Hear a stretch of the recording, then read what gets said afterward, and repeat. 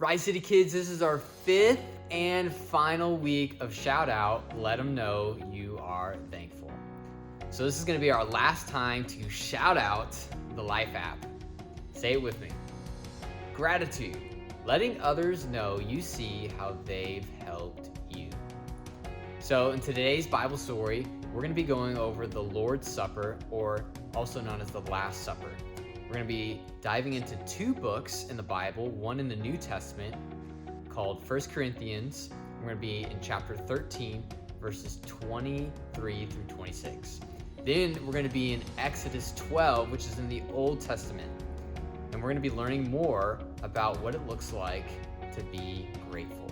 So for today's message, our bottom line is this: get in the habit of being grateful.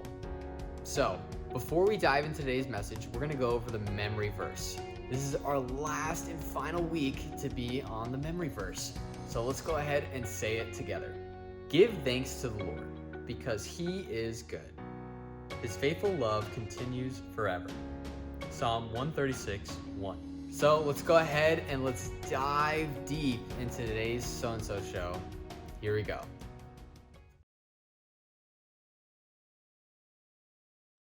Oh, fantastic. That was Johnny Boy and the Beef Jerky Boys running away from a fight.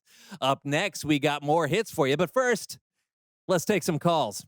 Hello, you are on WSO with John. Hey, John, this is Steve at WJED in Skokie. Just wanted to give a shout out and say thank you for bringing so much joy to the people. Thanks, Steve. Right back at you. Hey, you're on the air with John. John, this is Barb and Vidalia at WON. Just wanted to say thank you. You're sweeter than honeycomb dipped in molasses. Keep up the good work, sugar. Thanks, Barb. Hello, talk to me. Hi, this is Brandon, your co-host on the So-and-So Show. I wanted to give you a shout out and say, you're the best host ever.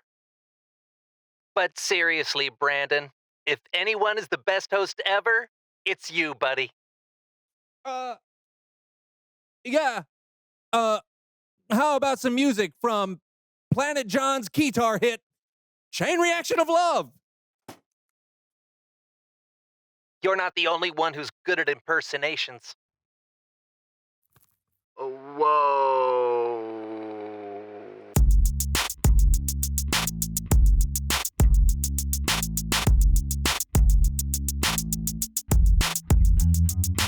Hello, everyone. I'm Brandon. I'm John. And welcome to the So-and-So Show. So, John. Hey, Jabberwocky is a nonsense poem written by Lewis Carroll, included in his novel Through the Looking Glass. Yeah. Okay, John. Yeah. I mean, are you going to do the show with me today? Oh, yeah. Yeah, I just have to get my daily reading in. Okay, right now? Yeah.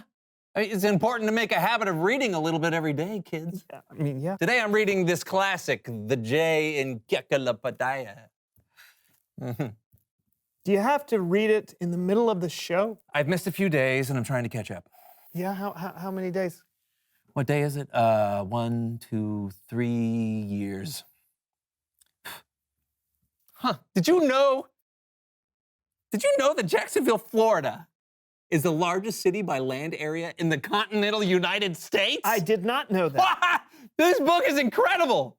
You can learn almost anything you want, as long as it starts with a J and existed before 1967. Yeah, I don't know why more people haven't read it. Yeah, me neither. By the way, if you don't know what an encyclopedia is, you can look it up on the internet, along with literally anything else you want to learn about. What? Not all jaguars have spots.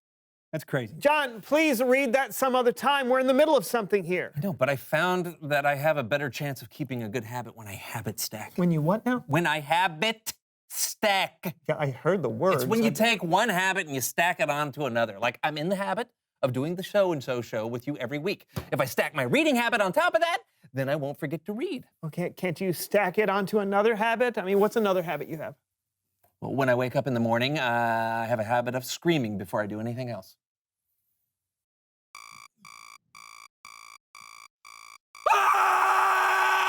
Hey! Why in the world? Clears the lungs. Oh, fine. Okay, why don't you habit stack reading after your morning scream? Oh, because after my morning scream, I drink my morning coffee.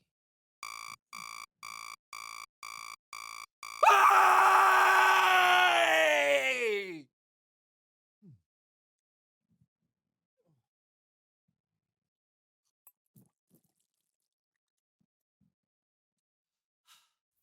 Okay, then habit stack reading after your coffee. Oh, but that would get in the way of my morning cry. Hey!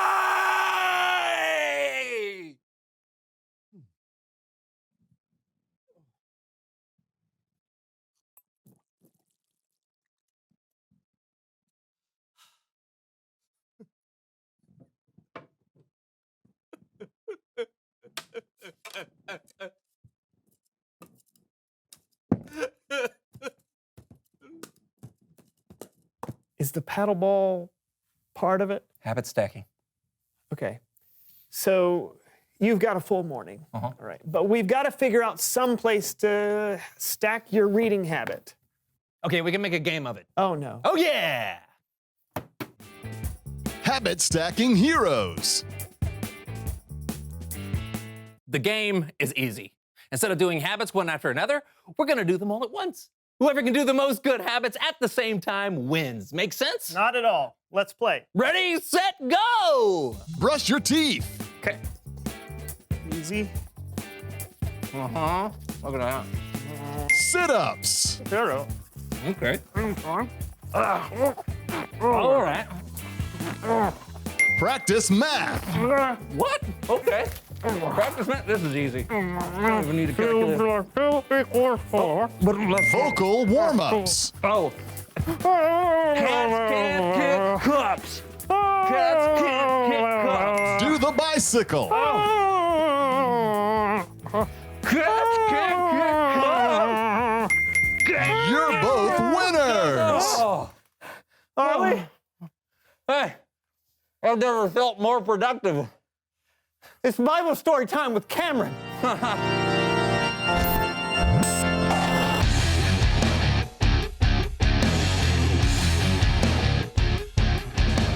Hey, good people. Hey, Cameron.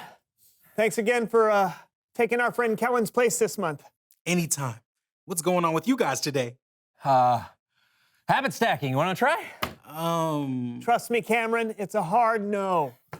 Okay, but habits can be good sometimes. In fact, today we're talking about a habit that began thousands of years ago that's still happening today. Awesome. Take it away, Cameron. You've probably heard of the Lord's Supper, or maybe you've heard it called communion, or even a really fancy word like Eucharist. Different people observe the Lord's Supper in different ways, sometimes every week or every month, or maybe a few times a year. Sometimes people use bread and wine, sometimes they use juice and crackers. But even though everyone does it a little bit differently, the reason they do it is the same. They do it to remember. When Jesus and his disciples were having their Last Supper together, they themselves were remembering something called the Passover. Hundreds of years before Jesus, God's people, the Israelites, were slaves in Egypt. And God chose a man named Moses to rescue his people from the Egyptian Pharaoh. Moses said, Let my people go. but the Pharaoh refused, so God sent 10 plagues: frogs, sick animals, flies. But the 10th plague was by far the worst. Moses warned Pharaoh that if he didn't let God's people go, every firstborn son in Egypt would die, including Pharaoh's own son. But Pharaoh refused. God gave the Israelites a way to protect themselves from what was coming. They were to sacrifice a lamb, then spread some of its blood on the doorframe of their houses. This would be a sign for God to pass over that home and not harm anyone inside. That night, those with the blood of the lamb on their doorframes were spared. But Pharaoh's firstborn son died, along with every other firstborn son in Egypt. So Pharaoh sent the Israelites away. After hundreds of years in slavery, they were finally free. That's what Jesus and his disciples were remembering during their last meal together.